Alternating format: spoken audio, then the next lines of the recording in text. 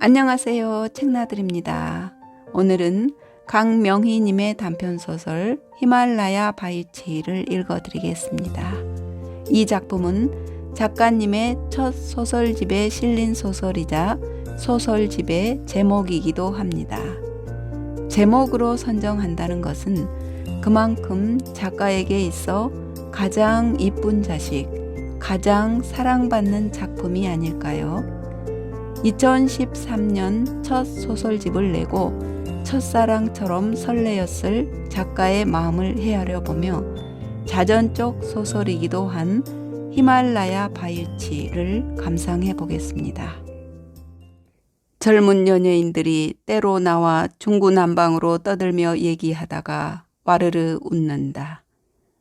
분명 한국말을 하고 있지만 무슨 말인지 잘 들어오지 않는다. 왜 저 대목에서 웃는지도 모르겠다.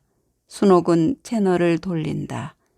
다른 방송에서는 목의 핏줄이 다 드러날 정도로 악을 쓰며 노래를 한다. 언제부터인지 모든 노래와 춤이 경연이다. 순옥은 경연에서 밀려난 사람 보기가 여간 부담스럽지 않아 텔레비전을 끈다. 우두커니 앉아있다가 베란다를 내다본다.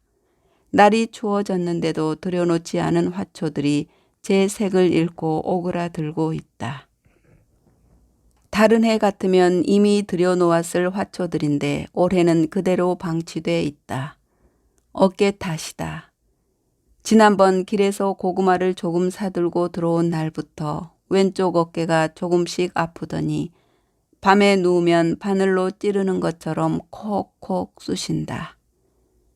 어깨 결림에는 백화수호가 좋다고 하여 다려먹고 한의원에서 침도 맞고 정형외과를 다니며 물리치료도 받아보았지만 소용이 없고 매일 그 타령이다. 낮에 배우던 볼륨 댄스도 일주일에 3번 가던 수영도 쉬고 있다. 오가는 사람들 없이 고인물처럼 사는 날들이 점점 많아진다. 주말이면 내려오던 자식들조차 뜸하다. 그 틈을 비집고 들어온 것이 불면이다. 자려고 누우면 온갖 잡생각들이 꼬리에 꼬리를 물고 산불처럼 걷잡을 수 없이 일어난다. 잠을 못 자니 기운이 없고, 기운이 없으니 의욕이 없고, 의욕이 없으니 사는 것이 무의미해진다. 순옥은 자신이 어찌 되어도 눈 하나 깜짝하지 않을 것 같은 자식들이 점점 미워지기 시작했다. 신경정신과에선 우울증 초기 증상이라고 했다. 순옥은 일단 수면제만 타왔다. 수면제란 것이 신기하다. 잠들기 1시간 전에 먹고 나면 8시간 만에 정확하게 눈이 떠졌다. 잠을 자니 자식들 미운 것이 좀 덜해진다. 제 색을 잃은 화초들 사이에 유독 이파리가 싱싱한 화초를 본다. 잎이 양배추 이파리처럼 널찍하고 두껍고 반지르르하다. 가만히 보니 포기 밑동이 인부의 배처럼 불러있다. 순옥은 그곳을 조심스럽게 들추어 보았다. 신기하게 그곳에는 진분홍 꽃송이들이 들어있다. 이 화초는 돌아가신 시아버지가 어디선가 가져오신 후 뇌경색으로 쓰러지셨다. 시어머니 혼자 시아버지 병수발 하느라 애썼지 어느 자식들 하나 자기 일처럼 마음 쓰며 들여다보지 않았다. 큰며느리인 순옥 역시 직장생활 한다는 핑계로 자주가 뵙지 않았다. 시아버지는 3년을 누워 지내시다가 타계하셨다. 자식들 다 출가시키고 노후에 시어머니는 떠나버린 자식들을 기다리며 이 화초를 길렀다. 시어머니는 화초의 뿌리 옆에 돋아난 포기를 떼어내 아들, 딸 집에 하나하나 분양을 했다. 이름을 모르는 이 화초를 집안에서는 아버님 화초라고 불렀다. 집집이 화초를 심어놓고 일찍 가신 아버지 보듯했다. 순옥은 날이 추워지기 전에 다른 화초들과 함께 아버지 화초를 실내로 들여다 놓았다. 귀한 화초이니 추운 베란다에서 얼어 죽을까 걱정이 되었다. 화초는 이파리만 무성할 뿐 꽃 피울 생각은 하지 않았다. 어느 해엔 말라 죽었다. 이 화초는 그 후 다시 분양받아온 것이다. 아버님 화초는 분양받은 이후 한 번도 꽃을 피우지 않았다. 올해는 어깨가 아파 고생하느라 화초를 들여다 놓지 못했더니 오히려 화초는 꽃잎을 잔뜩 품고 있다. 벌어진 밑동 사이에 들어있는 꽃잎이 신기하여 순옥은 한참 들여다본다. 마트 입구에는 사과가 잔뜩 쌓여 있다. 여자들이 사과 더미에 빙 둘러서서 조금이라도 큰 사과를 고르기 위해 열심히 뒤적인다. 순옥은 여자들이 사과 고르는 모습을 자세히 본다. 큰 것을 고르려고 들었다 놓았다 하는 모습이 젊은 날 자신의 모습 같다.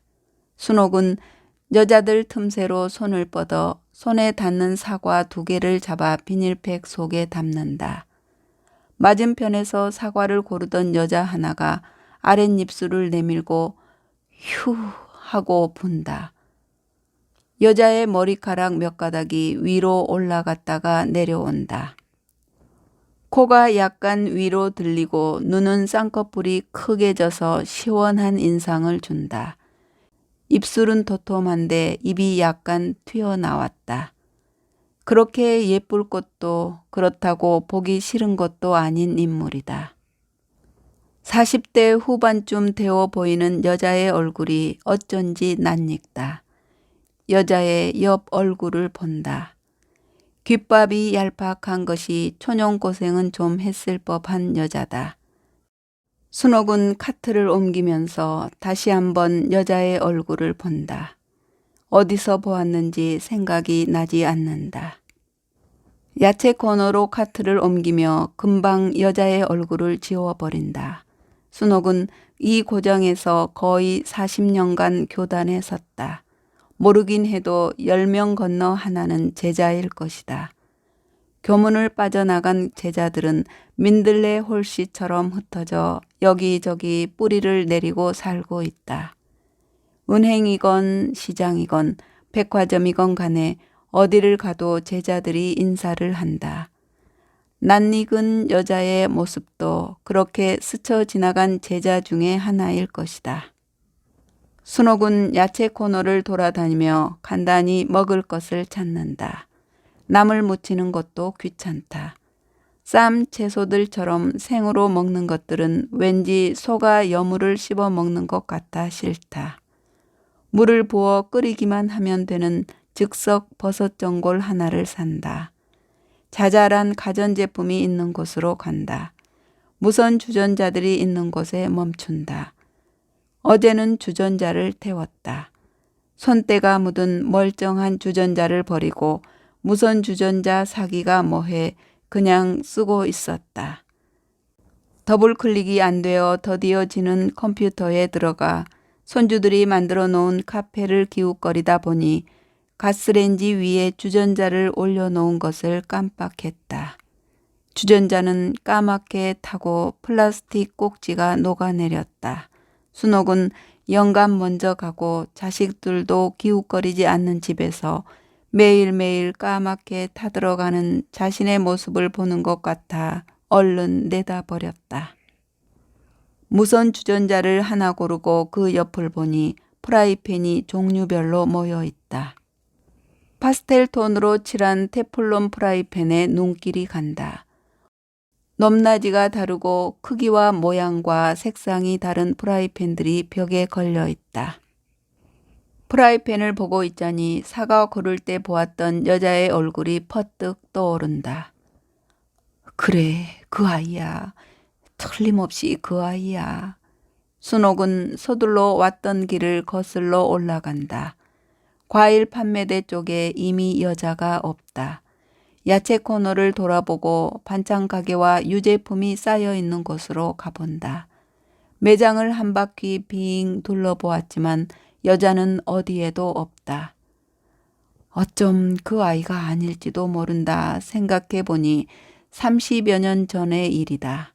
느닷없이 그 아이가 떠오르다니. 할 일이라곤 없으니 이젠 헛것이 다 보이나 보다. 아들은 빈말이라도 퇴직하여 혼자 있는 어미에게 합치자는 말을 하지 않았다. 그러나 돈이 필요할 때는 손주들을 앞세우고 와서 갖은 아양을 다 떨었다. 아들 며느리가 순옥에게 내미는 무기는 손주들이다. 직장 생활을 하는 동안 자식은 순옥에게 막중한 일거리와 의무를 요구했다. 꿈속에서조차 자식들은 순옥을 쫓아다녔다. 여자들에게, 그것도 직장을 나가는 여자들에게 육아란 해도 끝이 안 나는 일이고 언제나 어깨에 큰 돌멩이를 등에 지고 있는 것 같이 무거운 짐이다. 그렇지만 손주는 달랐다. 작고 여린 것이 꼬물거리는 것을 보기만 해도 가슴속에 기쁨이 가득 차올랐다. 생명이 탄생해서 자라는 모습이 자식 때보다 훨씬 더 경이롭고 신기했다. 손주들 속에서 자신을 닮은 모습이라도 발견될 때는 연결된 끈 같은 것이 느껴져 그렇게 소중할 수가 없다. 그런 어미의 마음을 알고 이용하려 드는 자식들의 의도가 빤히 읽혀 소행이 괘씸하다. 강북에 사는 아들은 교육을 핑계대며 강남으로 옮기고 싶어 한다. 아들 내외는 강남에만 가면 명문대는 저절로 들어가는 것처럼 말한다. 자신은 능력도 없으면서 어미를 믿고 그런 생각을 하는 아들 내외가 순옥은 내심 못마땅하다. 학교에 오래 있어 봤지만 어디서나 저 하기 나름인 것을 아들은 간과하고 있다. 손주 교육이라면 순옥이 아들보다 더 관심이 많다.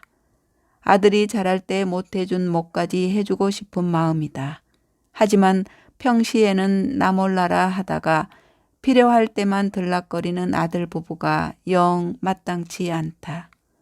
순옥은 아들의 성화에 미리 봐둔 강남의 아파트를 돌아다녀 봤지만 아들의 생각에는 전혀 동의하지 않는다. 순옥은 모교 교장으로 정년 퇴직했다.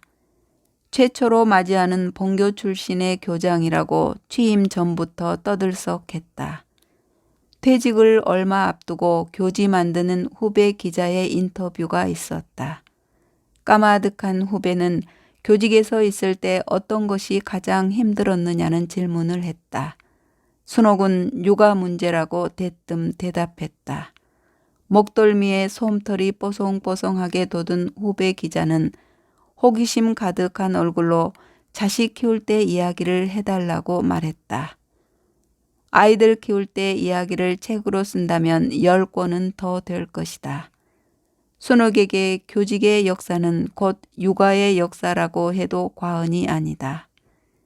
아기 보던 아줌마가 동네 여자의 꼬임에 넘어가 몇 푼 더 준다는 곳으로 말없이 옮긴 일이 있다.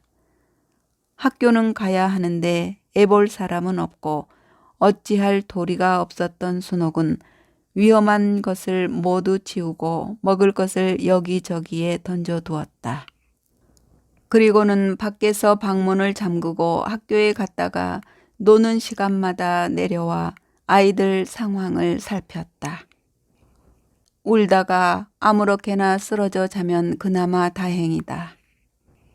똥을 싸놓고 똥 범벅을 하고 잠들어 있기도 했다. 얼마나 울었는지 아이는 자면서도 흐느꼈다. 그런 아이를 보고 사표를 써서 학교로 달려갔다. 그때마다 순옥의 다름질을 멈추게 한 것은 시동생의 등록금이었다. 고등학교를 졸업하고 군에 간 시동생이 제대한다고 하자 동료 선생님들은 공부를 시키라고 한 목소리를 냈다. 가르쳐 독립시키는 것이 가장 확실하게 시동생으로부터 탈출하는 방법이라고 말했다. 순옥은 시동생에게 대학 진학을 하게 했다.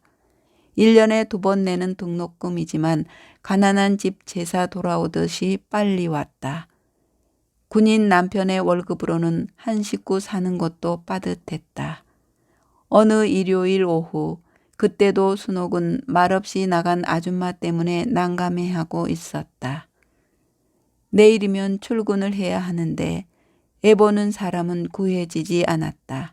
순옥은 한 아이는 걸리고 한 아이는 없고 대책 없이 골목을 서성거렸다. 그때 털북숭이 엿장수 하나가 가위를 쩔렁거리며 골목을 들어섰다. 가만히 보니 엿장수 뒤로 10서너 살쯤 되어 보이는 여자아이 하나가 공중공중 따라오고 있었다. 무심결에 딸이냐고 물었다. 엿장수는 여자아이를 힐끗 보며 말했다. 언제부턴지 모르겠시다. 저 아이가 저렇게 졸랑졸랑 쫓아다니는 거 아닌겨? 엿먹고 싶어서 저러나 애시다. 근데 저녁이 되어도 가지 않는겨. 그러니 어쩔겨. 집에서 재워시다. 그랬더니 맨날 저렇게 쫓아다니는겨. 어디서 왔는지, 나이가 몇인지, 이름이 무언지, 왜 떠돌아다니는지 엿장수도 전혀 아는 것이 없었다. 태어나 목욕을 한 번도 하지 않은 듯 몸과 머리에는 때가 덮개로 앉았고 썩뚝썩뚝 잘라놓은 머리가 눈 위를 덮었다. 그것이 거추장스러운지 아이는 자꾸 입술을 내밀어 바람을 품어 머리카락을 불어 올렸다. 그럴 때면 머리는 잠시 춤추듯 위로 올라갔다가 얼른 제자리로 내려왔다. 그 모습은 보는 이로 하여금 답답증을 느끼게 했다. 순옥은 엿장수에게 돈 몇 푼을 주고 아이를 데려왔다. 아이를 데려와 가장 먼저 한 것은 목욕을 시키고 거추장스러운 머리를 깎아준 일이었다. 그렇지만 아이는 머리를 깎은 후에도 입술로 바람을 뿜는 버릇은 계속했다. 그럴 때마다 나무랐지만 그 버릇은 아주 오랫동안 계속되다가 언제부터인지는 긴장할 때만 나타나곤 했다. 아이는 전기 켜는 법도 몰랐다.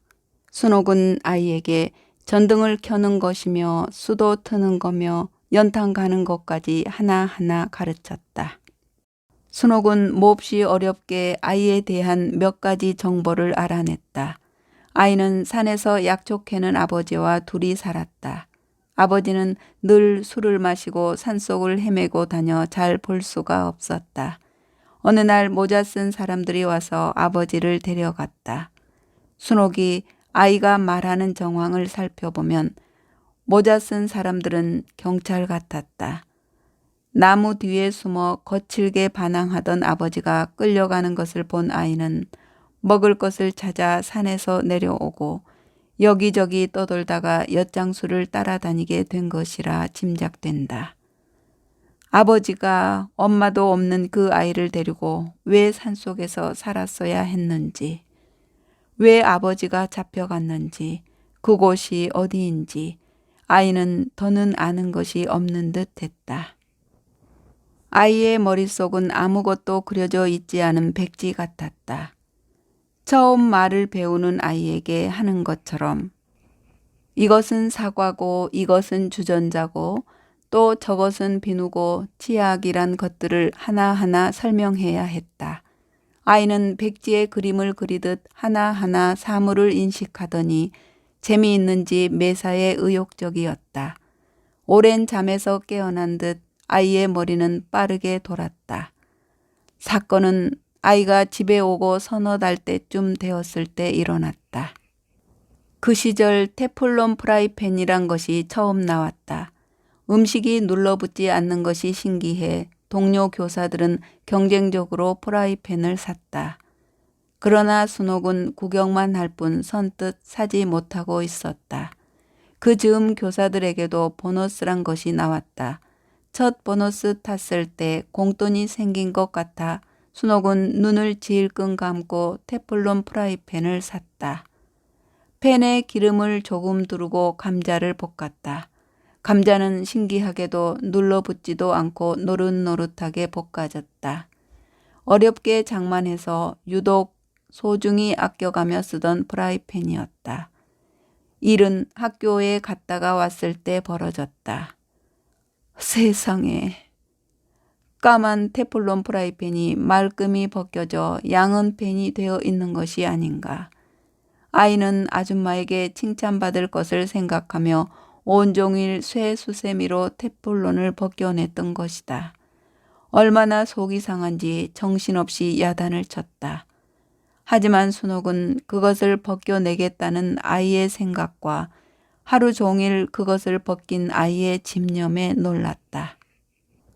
다음 날 아침 아이는 출근하는 순옥에게 편지를 내밀었다.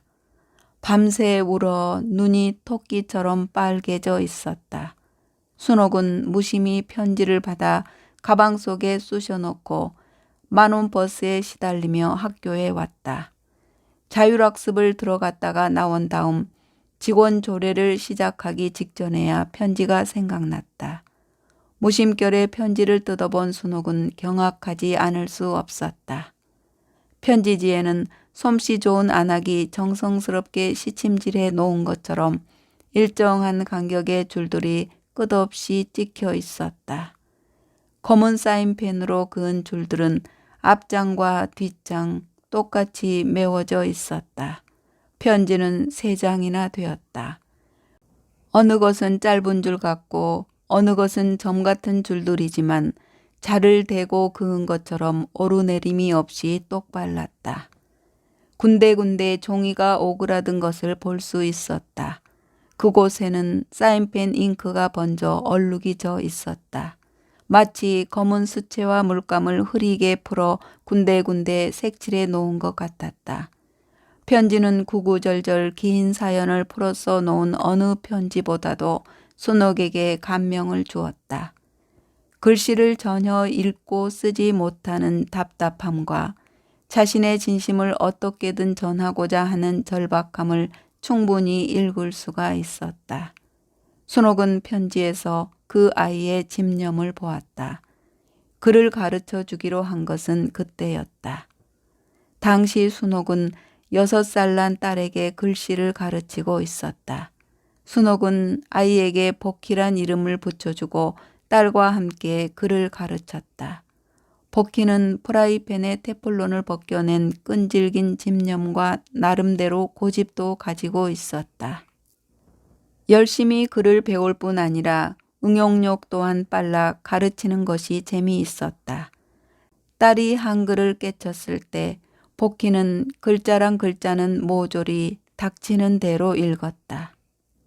복희가 순옥의 집에 왔을 때를 13살이라고 가정을 하고 한 해 한 해 나이를 더해 주었다. 처음 1, 2년 집안 살림에 고전하던 복희가 살림에 익숙해지자 순옥의 직장 생활은 점점 편해져 갔다. 순옥은 아침에 일어나 복희가 차려주는 밥을 먹고 싸주는 도시락을 가방에 넣고 집을 나섰다. 모든 집안일과 아이들을 챙기는 일까지 복희가 알아서 해주었다. 저녁에 퇴근하여 차려주는 밥을 먹고 아이들과 뒹굴며 놀다가 잠자리에 들기만 하면 되었다. 집안 살림에 신경을 쓰지 않게 되자 순옥은 야간 교육대학원에 진학했다. 의욕적으로 논문을 발표하고 자진해서 연구 수업을 했다. 순옥이 교직자로서의 발판을 다진 것이 그 시기였다. 까딱하면 사표를 낼 그런 시기를 복희 덕분에 어느 때보다도 여유 있게 보냈다. 순옥은 주전자 하나와 사과 2알과 즉석 버섯 전골을 카트에 싣고 이 일 저 일을 생각하며 마트 안을 돌아다닌다. 집에 들어가 우두커니 앉아있는 것보다 마트 안에서 사람 구경하는 편이 더 좋으리라는 의중도 있었지만 복희일지도 모르는 그 여자를 다시 만나지 않을까 해서이다. 순옥의 기대는 빗나가지 않았다. 여자는 물건을 카트에서 계산대에 옮기고 있다. 물건은 계산원에게 저절로 흘러가고 계산원이 바코드를 찍어 바닥에 놓으면 계산된 물건은 다시 정리대로 옮겨간다. 남자가 물건들을 박스에 담고 있다. 남자의 인상으로 봐서는 막일을 하는 사람 같아 보이지는 않았다. 순옥은 다시 한번 여자를 훑어본다. 코끝이 약간 들리고 입이 조금 튀어나온 것이 틀림없는 복희이다. 아까 얼른 알아보지 못한 것은 굵은 쌍꺼풀 때문이다. 눈꺼풀이 얇고 눈이 작았지만 쌍꺼풀이 있으니 시원스러운 것이 다른 사람의 모습이었다.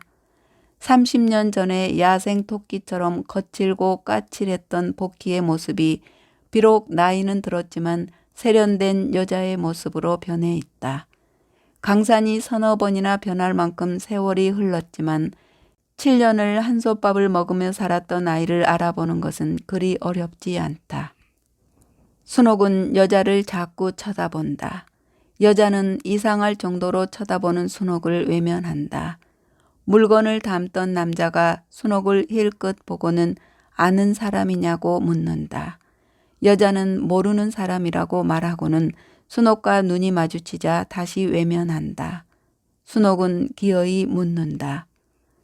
혹시 복희 아니니? 아닌데요. 잘못 보셨어요. 그때 남자가 말한다. 복희가 누구야? 몰라요. 사람을 잘못 봤나 봐요. 잠시 후 그들은 물건 담은 박스를 카트에 싣고 떠난다. 그들이 떠나간 후에도 순옥은 그 여자가 복희라는 확신이 든다. 사과를 고를 때 입으로 바람을 일으켜 머리를 축혀 올리던 버릇이며 외써 예면하는 눈초리며 되직코며 틀림이 없는 복희이다. 어서 물건 올려놓으셔야지요. 계산원의 말에 정신이 돌아온다. 순옥은 몇 개 되지 않는 물건을 서둘러 계산대 위에 올려놓는다. 복희 임이 틀림없지만 순옥은 여자를 쫓아가 붙들 수가 없었다. 복희는 순옥이 정해준 나이 20, 그러니까 집에 온 지 7년 만에 장롱 속에 넣어둔 갯돈을 갖고 흔적도 없이 사라졌다. 그 시절엔 일하는 아이에게 월급을 꼬박꼬박 주지 않았다. 데리고 있다가 시집 갈 때 혼수 자금을 대주곤 했다. 월급을 주면 다른 곳으로 쉽게 옮길 수 있으니 그것을 방지하기 위한 것도 있고 고생하면서 식모살이 하는 아이에게 목돈을 마련해 주겠다는 의미도 있었다. 순옥은 복희에게 좋은 혼처가 나오면 시집을 보내줄 것을 약속하고 또 약속했다. 글자를 깨친 복희는 아이들의 초등학교 교과서나 전과 같은 것들을 자신의 방에 쌓아두고 공부를 했다. 아이들이 시험 볼 때면 시험지를 가져다가 자신도 혼자 시험을 보곤 했다. 모르는 것은 가끔 순옥에게 묻기도 했다. 큰아이가 중학교 들어갈 때 복희는 자기도 야간 중학교에 다니고 싶다고 말했다. 야간 중학교에 다니면 공부하느라 살림을 소홀히 할 것이 빤한데 어떤 주인이 그것을 허락해 주겠는가. 마침 순옥은 야간 교육대학원에 다니고 있어 바쁘니 야간 중학교는 생각도 하지 말라고 못을 박았다. 복희는 큰아이가 중학교 가는 모습을 넋을 잃고 쳐다보곤 했다. 큰아이가 학교에 가면 그 방에서 책을 뒤적거리며 시간을 보냈다. 그러더니 개탄 다음 날 사라졌다. 복희가 사라진 후 순옥은 하루아침에 떠맡은 살림이 힘들었다. 대학원까지 다니고 있을 때라 살림하랴 공부하랴 아이들 챙기랴 학교 나가랴 정신이 없어 어떻게 그 시절을 보냈는지 모른다. 복희가 괘씸하기 짝이 없었다. 남편은 군인이라 전방으로 휴전선으로 늘 이동해 다녔다. 직장 때문에 쫓아다니지 못해 남편과 함께 있는 시간이 많지 않았다. 대신 복희에게 마음을 붙이고 진심으로 위해 주었다. 그런 복희가 배반을 하다니. 그렇지만 두고두고 생각해 보니 교직자로서 그 아이가 공부하고 싶어 하는 것을 외면했다는 것이 마음에 걸렸다. 다른 것도 아니고 공부하겠다는 것을 못하게 했으니 하지 않겠다고 해도 시켜줬어야 했을 것을 복희가 떠난 후에 차츰 깨달았다. 처음에는 배신에 대한 고통이 차츰 후회로 변하더니 나중에는 복희에 대한 그리움으로 변했다. 생각해보니 머리도 명석하고 집념도 있어 공부하면 잘했을 아이였다. 아버님 화초에 불룩한 밑동이 벌어지더니 그 속에서 분홍 꽃송이들이 얼굴을 내밀었다. 그 꽃송이들을 꽃대가 천천히 밀고 올라왔다. 먼저 핀 꽃은 연분홍으로 변하고 새로 핀 꽃들은 진분홍으로 벌어지며 꽃은 계속해서 피고 또 피었다. 이야, 히말라야 바위치를 여기서 또 보네요. 지인이 놀러 왔다가 꽃을 보고 소리쳤다. 산을 좋아하는 지인은 오로지 산에 다니기 위해 명예퇴직을 했다. 처음에는 국내에 있는 산이란 산은 모조리 찾아다니더니 중국과 일본까지 원정을 다니기 시작했다. 그러더니 지난해는 히말라야까지 갔다가 왔다. 이 꽃 이름이 히말라야 바이치야? 우리 집에서는 그냥 아버님 화초로 불러서 그런 이름이 있는지도 몰랐어. 작년 3월 히말라야 갔을 때 간두룩 마을에서 봤어요. 가파른 산간 마을이라 축대를 쌓아 계단식으로 밭을 만들고 집들을 지었어요. 제가 묵은 롯지 앞 축대에서 다른 마을에서는 볼 수 없는 이 히말라야 바위치를 보았어요. 다른 꽃들은 화단이나 길 옆에 심었는데 이 꽃만은 축대 바위 틈에다 심은 거예요. 바위 틈마다 아기 조망만한 분홍 꽃송이들이 몽실몽실 올라와 꽃을 피우고 있었어요. 그렇지만 정작 장관은 이튿날 자고 일어났을 때였어요. 밤새 꽃이 샘 눈이 내렸어요. 세상이 온통 눈으로 하얀데 축대만은 분홍 나비가 때를 지어 내려앉은 듯 분홍 꽃밭이었어요. 그 광경이 몹시 신비로웠어요. 현지 사람들조차 드물게 보는 광경이었대요. 그런데 그 꽃을 여기서 보네요. 지인은 꽃을 이리저리 살펴보고 스마트폰으로 사진을 찍었다. 그때 이 꽃을 보고 오니까 좋은 일이 생겼어요. 여행에서 돌아오고 얼마 안 있어 노처녀 딸이 신랑감을 데리고 온 거예요. 그것도 자기보다 2살이나 어린 펀드 매니저요. 교장 선생님도 좋은 일이 생길 건가 봐요. 정말 추위 속에 피어난 꽃송이를 보니 정말 좋은 일이 있을 것 같다. 이 나이에 무슨 좋은 일이 있을까 싶다가도 기분이 좋아진다. 가만히 들여다보니 봄에 새로 싹이 나온 포기가 분양시킬 만큼 자랐다. 화분 하나 사다가 포기를 떼어 내 아들네로 분양을 시켜야겠다고 생각했다. 어느새 순옥은 혼자 살며 오지 않는 자식들을 기다리는 어머니 모습을 닮아 있었다. 전화가 온다. 할머니, 국어 시험을 봤는데 5개 틀렸어요. 아직 순옥은 사람들에게 교장 선생님으로 불리고 있다. 그래서인지 손주의 할머니란 칭호가 친근하다. 저런, 다 맞은 애들도 있든? 네, 5명이나 돼요. 엄마한테 혼났어?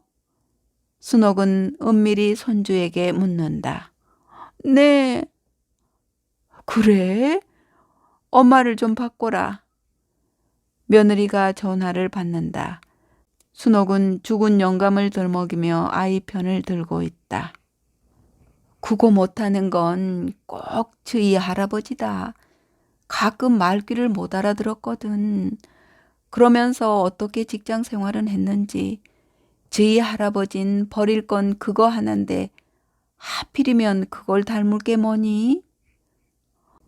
어머니, 국어 시험에서 글쎄 길을 가다가 옛 친구를 만났는데 반가운 게 아니라 안타깝대요, 윤수는. 그거야 문제가 잘못된 거로구나. 친구도 안타까운 친구가 있을 테고 반가운 친구가 있을 텐데 말이다. 순옥은 어떻게든 어미에게 야단맞을 윤수 편을 들고 있다. 이렇게 역성을 들어주어도 손주는 언제나 저희 어미를 먼저 찾는 것이 여간 섭섭하지 않다. 며느리는 순옥이 영감과 아들에게 느끼는 고지식함과 어휘에 대한 답답함을 아들과 손주에게 느끼고 있다. 아들에게 어휘력이 풍부하지 못한 것을 순옥은 영감 탓으로 돌렸지만 영감은 그것을 애보는 사람 탓으로 돌렸다. 한창 말을 배워 이것저것 물을 때 귀찮아 대답해 주지 않은 탓이라 했다. 게다가 복희는 처음 몇 년간은 오히려 아이들에게 알량한 어휘를 배웠다. 복희는 뜨겁다, 슬프다, 기쁘다라는 기본적인 감정 표현조차 못하던 아이였다. 며느리는 손주의 발달하지 못한 어휘력에 대해 길게 말한다. 그것은 글짓기 학원을 보내야겠다는 시위처럼 들린다. 순옥은 초등학교 3학년인 손주에게 방과 후 학원을 뺑뺑이 돌리게 하는 것만은 단호히 못하게 하고 있다. 영감을 빼다 놓은 것처럼 닮은 손주는 숫자에 탁월한 재능을 보인다. 손주의 숫자에 대한 개념은 천재적이었다. 숫자를 알아갈 때 엘리베이터 안에 박혀있는 숫자만 보아도 더하고 빼고 곱하며 무궁무진 재미있어 했다. 그렇지만 글짓기 학원에는 관심을 보이지 않는다. 할머니가 국어 선생이었다 하더라도 타고나지 않으면 소용이 없는 일이다. 영감은 아들이 자기에게 물려받은 백치에 가까운 어휘력을 복희 탓으로 돌리고 며느리는 지금 아들 탓으로 돌리고 있다. 며느리는 일요일 날 순옥의 집에 오겠다고 말한다. 아들이 왔다가 가면 순옥은 연금 받은 돈에서 10만 원짜리 수표 2장을 봉투에 넣어준다. 보고 싶은 얼굴을 보여준 값어치를 20만 원으로 환산한 것이 순옥의 계산법이다. 아무리 그래도 아들 가족은 가끔밖에 내려오지 않는다.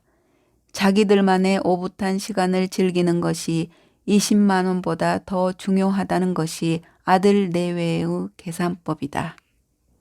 지난번에는 아무리 기다려도 아들 가족이 오지 않자 순옥이 먼저 전화를 넣었다. 손주가 받았다. 할머니가 윤수 보고 싶어서 전화했다. 순옥은 자존심이고 뭐고 다 버리고 말했다. 할머니, 난 하나도 보고 싶지 않은데. 내리사랑이라고 했던가. 아들보다도 한 세대를 더 걸은 손주가 할머니를 보고 싶어 할 까닭이 있겠는가. 순옥은 눈물을 꾹 참고 다시 말했다. 그래도 안 본 지가 한참 된 것 같구나. 저번에도 봤잖아요, 할머니. 그래, 저번에도 봤지만 그래도 또 보고 싶은 걸 어쩌니, 윤수야? 할머니는 이상해. 왜 보고 싶을까? 난 안 보고 싶은데. 어린이는 어른의 아버지라고 했던가.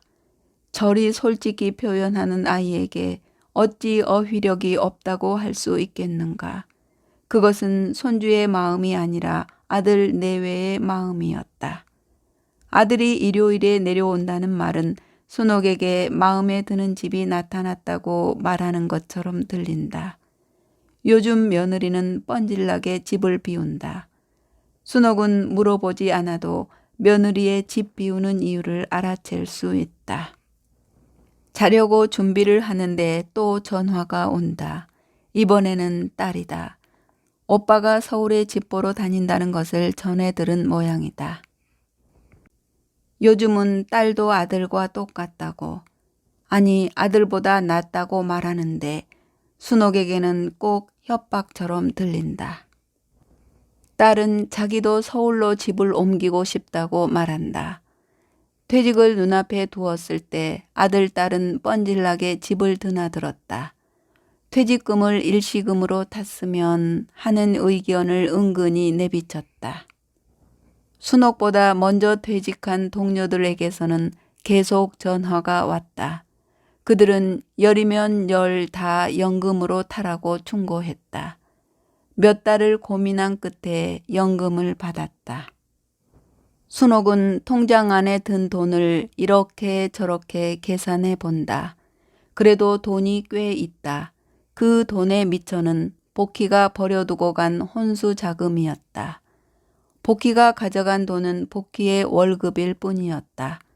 복희 앞으로 개를 부었던 돈을 개주에게 맡기고 그 이자로 개를 부어 이자에 이자가 불어났다. 지인을 따라 복희의 돈에 그만큼 더 보태어 변두리에 땅을 사놨는데 그곳으로 공공기관이 옮겨와 알토란 같은 땅이 되었다. 통장 안에 있는 것은 그 땅을 판 돈이다. 순옥은 10,000원 한 장을 쓰는 것도 밤새 생각을 해서 썼다. 평생 모으기만 했지 써보지를 못해서인지 아직은 쓰는 것이 모으는 것보다 불편하다. 이런저런 생각을 하면 억울한 생각이 든다. 그 돈마저 없다면 그나마 가끔 오던 자식들이 아예 발길도 하지 않을 거로 생각하니 서글퍼진다. 꽃잎이 빛바랜 종이처럼 말라붙고 꽃대마저 새들새들 말라갈 무렵 순옥은 편지 한 통을 받는다. 그림을 그린 것처럼 어여쁜 글씨체로 쓴 집 주소를 본다. 발신인은 유미진이다. 처음 보는 낯선 이름이지만 두툼한 두께와 반듯한 글씨만으로도 가슴이 설레었다. 순옥은 가위로 봉투 끄트머리를 오려 편지를 꺼낸다. 선생님, 저 복희입니다. 편지 서두는 그렇게 시작되었다. 마트에서 본 것은 정말 복희였다. 그날 선생님 댁에서 갯돈을 훔쳐 도망 나왔다는 생각에 아는 채를 못했어요. 집에 돌아와 곰곰이 생각해 보니 지금쯤 선생님도 저를 용서해 주실 것 같아서 이렇게 편지를 씁니다. 용서하고 말고가 어디 있어. 내가 널 얼마나 보고 싶어 하는데. 오히려 내가 너에게 잘못한 것이지. 순옥은 중얼거렸다. 선생님, 저는 정말 공부가 하고 싶었습니다. 공부만 할 수 있다면 무엇이든 할 수 있었습니다. 선생님 댁을 나와 저는 검정고시 학원으로 갔습니다. 사정 얘기를 했더니 학원에서 수강료 대신 잡일을 할 수 있게 해주었어요. 그렇게 저는 중학교, 고등학교, 검정고시를 치르고 졸업을 했습니다. 그리고 몇 년 동안 공부를 해 교육대학에 들어갔어요. 지금은 초등학교 교사로 있습니다. 저는 선생님 댁을 나오며 저도 선생님처럼 되겠다는 결심을 했습니다. 선생님은 저의 인생의 멘토셨어요. 살아오면서 어려운 일이 있으면 저는 선생님께 점글자 편지 쓸 때의 답답함을 생각합니다. 그 어떤 일도 그때의 그 답답하고 망망한 만큼은 아니더군요. 어쩜 오늘날 저를 만든 것은 점글자 편지가 아닌가 싶습니다. 선생님 보고 싶어요. 선생님은 제게 글을 가르쳐 주시고 저도 무언가 될 수 있다는 꿈을 주셨습니다. 생각해보면 부모조차 챙기지 않고 산속에 버려둔 제가 엿장수를 쫓아다니다가 선생님을 만난 것은 행운이었습니다. 선생님, 저를 용서해 주실 거지요? 이상해요. 세월이 갈수록 선생님 생각이 더욱더 나는 거예요. 마트에서 선생님을 뵙고 온 날부터 선생님 생각으로 잠을 잘 수가 없어요. 복희의 남편도 같은 초등학교 교사라고 했다. 시댁이 인천이라 그 마트를 들렀다는 복희는 방문 날짜와 시간을 얌전하게 적어 놓았다. 그날 모시고 나가 월미도쯤 가서 저녁을 대접하고 싶다고 하였다. 순옥은 편지 겉봉을 보았다. 그곳에는 아들이 애들 교육을 위해 가고 싶다는 동네 주소가 반듯한 글씨로 적혀 있다. 눈물로 얼룩진 전편지를 쓰던 복희가 초등학교 선생이 됐다는 사실이 대견하다. 순옥은 자리에서 일어나 불을 켜고 베란다를 내다본다. 꽃잎이 다 말라버렸지만 히말라야 바이치의 이파리는 추위 속에도 싱싱하다. 가만히 보니 이파리 밑동이 불룩하다. 또 다른 꽃이 나올 기세다. 잎이 얼어 죽을까봐 거실에 들여놓고 노심초사할 때는 꽃을 피우지 못하던 히말라야 바이치가 또 꽃대를 밀고 올라오려 하고 있다. 그때야 순옥은 돌아가신 시아버님께서 이 화초를 통해 자식들에게 무엇을 가르쳐 주셨는지 알 수 있는 것 같았다. 창밖이 희뿌옇게 밝아온다. 순옥은 얼른 일어나 샤워를 한다. 복희를 한시라도 빨리 만나고 싶다. 일주일 후에 방문하겠다는 복희를 그때까지 기다릴 수는 없다. 복희는 지금 방학이라 집에 있을 것이다. 순옥은 정성 들여 화장하고 이 옷 저 옷을 입어본다. 그래도 시간은 아직 8시를 넘지 않는다. 우두커니 앉아서 기다릴 수 없어 밖으로 나온다. 출근 시간 서울로 가는 길은 꽉 막혔지만 순옥은 개의치 않는다. 아니, 더 막혀도 순옥으로서는 급할 것이 없다. 누구의 집을 방문하기에는 9시도 10시도 일렀지만 그때까지 견딜 수가 없다. 목동을 지나니 그 많던 차들이 순식간에 어디론지 사라지고 길이 뻥 뚫린다. 순옥은 올림픽 대로를 달려 무역센터 이정표를 받고 대로를 빠져나온다. 이 길은 아들이 집을 봐놨다고 해서 몇 번 차를 몰고 왔던 길이다. 자식들은 그곳에 살고 싶어 애쓰는데 식모살이하던 복희는 이미 그곳의 주민이 되어 있다. 산을 뚫고 만들어진 터널을 빠져나오자 복희 편지에 적힌 아파트 단지의 이름이 고층 아파트에 박혀 있다. 산을 배경으로 서 있는 아파트가 거리의 가로수와 어우러져 꼭 유럽의 여느 도시처럼 깨끗하다. 잘 된 구획 정리 탓인지 순옥은 어렵지 않게 복희 아파트에 차를 댈 수가 있다. 차를 댈 수 있는 공간도 넉넉하다. 엘리베이터를 타고 올라가며 순옥은 생각한다.